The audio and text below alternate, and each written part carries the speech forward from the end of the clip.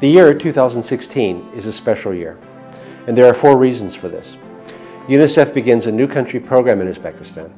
In partnership with the government, UNICEF has made a commitment for 5 years to deliver results for children. So this will be an exciting year of exploring new ways to fulfill a promise. With 2016, the SDGs, or the Sustainable Development Goals, also kick in. These are new commitments that the government has made, and UNICEF will support the efforts of the government to achieve these goals. 2016 is also the 70th anniversary of UNICEF. 70 years of hard work of fighting the odds for the hope that we owe children. And most importantly, 2016 has been announced as the year of the healthy mother and child in Uzbekistan. Before I talk about our work in the country, let us look at some of the key facts here.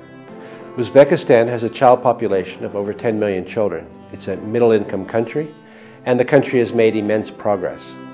However, the disparities are high, especially in rural areas and in some regions. Let's look at some of the key achievements and some challenges of Uzbekistan. It's heartening to see that the number of children dying each year has come down. At the same time, the percentage of newborns dying every year has to be addressed.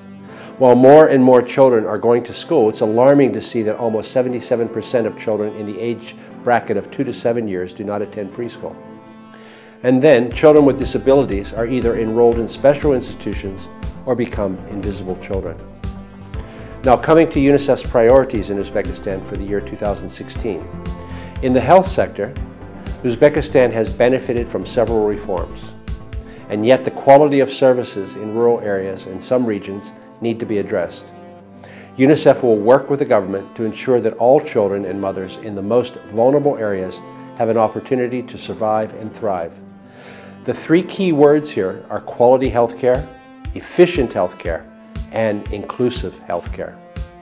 In the education sector, the government shows a high commitment to education, and as a result, the children of Uzbekistan enjoy access to education.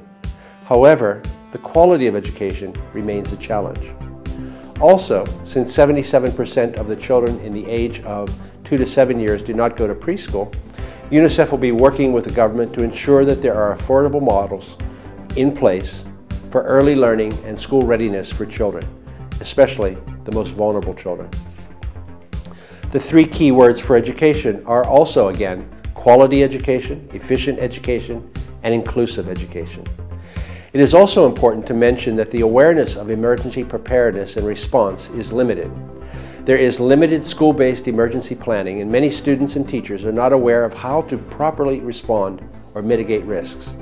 UNICEF will support the government to improve emergency planning and response practices in schools and communities.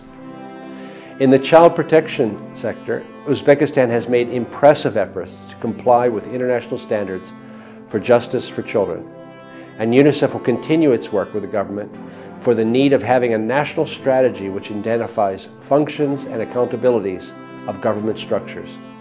Here I would say the key words would be legislation for child protection, standards for child protection, and protocols for child protection. Given that most of the children in institutions are children with disabilities, UNICEF will focus on inclusive programming. I must emphasize that UNICEF will be working with other UN agencies for a joint UN program on persons with disabilities. It will also be important to address social norms and harmful practices of neglect and abuse. I conclude by saying that UNICEF has been working closely with the government of Uzbekistan for more than 2 decades now.